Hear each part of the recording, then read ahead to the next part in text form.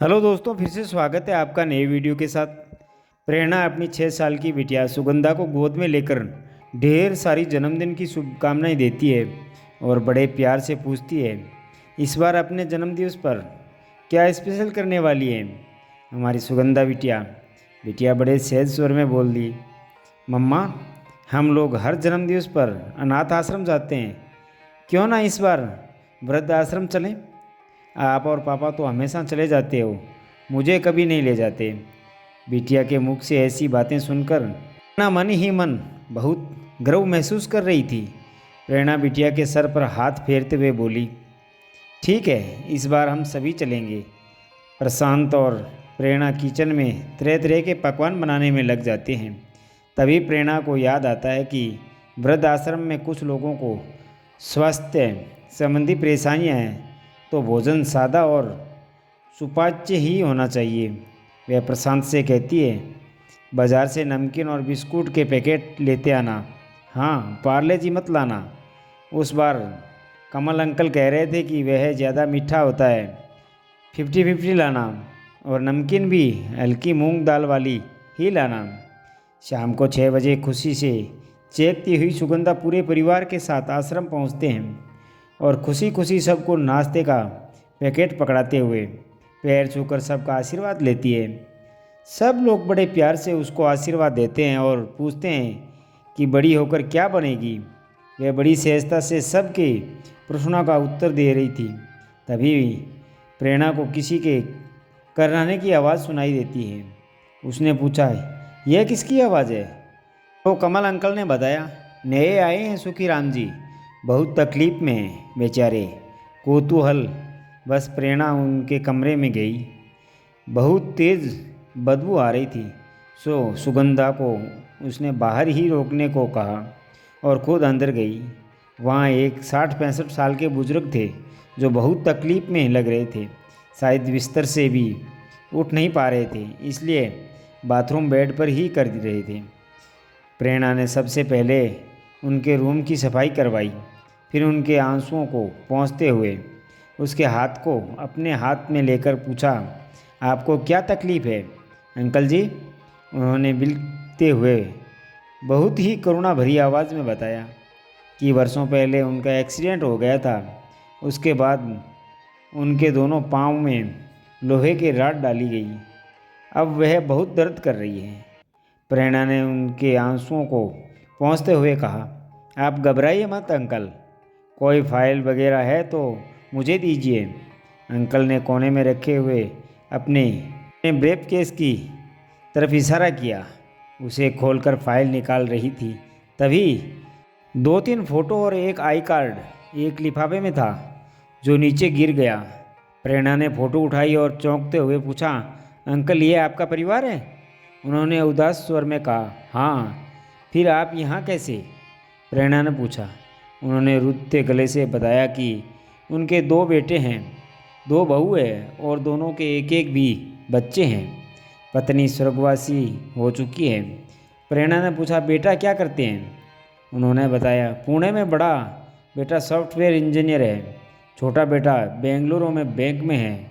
फिर आप यहाँ क्या कर रहे हैं? प्रेरणा ने पूछा। अंकल अपने आंसुओं को रोकते हुए कहते हैं, जब तक पत्नी जीवित थी सब ठीक था। हम लोग मुंबई में रहते थे, बच्चों का शादी विवाह कर दिया, वे अपनी दुनिया में खुश थे, भी आते भी थे। लेकिन एक दिन अचानक पत्नी की हृदय गति रुक गई और वह ऐसे में ही चली बसी। उसके बाद हम दोनों बच्चों के पास बारी बारी रहने लगा। 1-1.5 साल सब ठीक चला। धीरे धीरे मेरा शरीर कमज़ोर हो गया।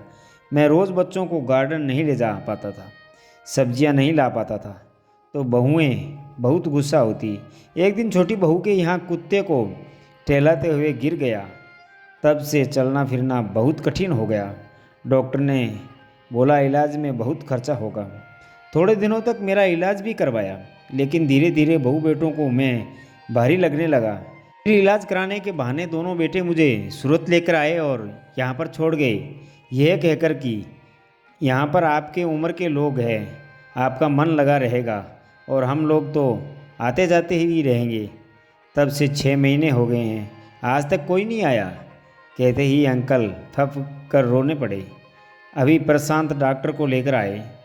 डॉक्टर ने देखकर कहा, फिजियो चालू करना पड़ेगा और कुछ दवाएं भी बताई जो रेगुलर लेनी थी। प्रेरणा ने अंकल को विश्वास दिलाया कि मैं आपका पूरा इलाज कराऊंगी और हर महीने दवा समय पर पहुंचा दूंगी। प्रेरणा को वृद्ध आश्रम में विशेष लगाव हो गया। तब तो सुखीराम के सेहत में भी काफ़ी सुधार हो गया था। वे अपना नित्य क्रम खुद ही करने लग रहे थे। होली का दिन था। सब लोग हर्षोल्लास से होली मना रहे थे। तभी प्रशांत ने प्रेरणा से कहा कि वे लोग अपने परिवार को कितना याद कर रहे होंगे। चलो हम लोग भी वृद्ध आश्रम चलते हैं। सच में वहाँ पहुंचकर प्रेरणा अचंभित थी। सबकी सूनी आंखों में एक अलग ही चमक आ गई। उसे देखकर फिर सबको मिठाई खिलाया, सबका आशीर्वाद लिया। तभी सुखी अंकल ने डबडबाई आंखों से कहा कि अगर मैं मर जाऊं तो आप ही लोग मेरा अंतिम संस्कार करना, मेरे बेटे बहुओं को मत बुलाना। एक दिन अचानक फ़ोन आता है कि सुखीराम अंकल अब नहीं रहे। सुनकर बहुत दुख हुआ, लेकिन एक संतोष भी मिला। चलो अब वह सुखी हो गए हैं, क्योंकि उनकी तड़प देखी नहीं जाती थी। करीब 2 महीने बाद कुछ ज़रूरी सामान और दवाइयाँ लेकर आश्रम के ऑफिस में पहुंचती तो वहाँ पर 2 सज्जन बहुत ही कहासुनी कर रहे थे मैनेजर से। आपने हमें सूचित क्यों नहीं किया? हम वहाँ अपने समाज वालों को क्या बताएंगे? हम उनका अंतिम संस्कार तो करना था। तभी मैनेजर साहब ने मुझसे कहा, प्रेरणा जी, ये है सुखीराम जी के बच्चे हैं। आपने पिता के तर्पण के लिए शांति पाठ कराना चाहते हैं के रूप में। तभी उसमें से एक सज्जन आगे बढ़कर कहते हैं कि यहाँ की व्यवस्था बहुत खराब है। इन लोगों ने तो 13वीं करने के बाद हमें सूचित किया है। अब हमें समाज के लिए कुछ तो करना पड़ेगा, इसलिए हमने एक भव्य शांति पाठ रखा है उनकी याद में। आप ज़रूर आइएगा। कहते हुए उन्होंने कार्ड पकड़ाया। कार्ड देखते ही प्रेरणा को अजीब सी घुटन होने लगी। वे तेज़ी से कमरे से बाहर निकली और कार्ड को फाड़कर उड़ाते हुए अपने मन में फारसी भाषा में बड़बड़ाने लगी। जीते बाप के पानी नहीं, मरले बाप के पिंडा। यह कहानी सत्य घटना से प्रेरित है। दोस्तों, आपको यह कहानी कैसी लगी? कमेंट बॉक्स में अपनी राय ज़रूर दीजिएगा, और कहानी अच्छी लगी है तो वीडियो को लाइक और शेयर सब्सक्राइब करना ना भूलें। तो दोस्तों, मिलते हैं अगले नए वीडियो में। तब तक अपना ख्याल रखना, मुस्कुराते रहना। धन्यवाद।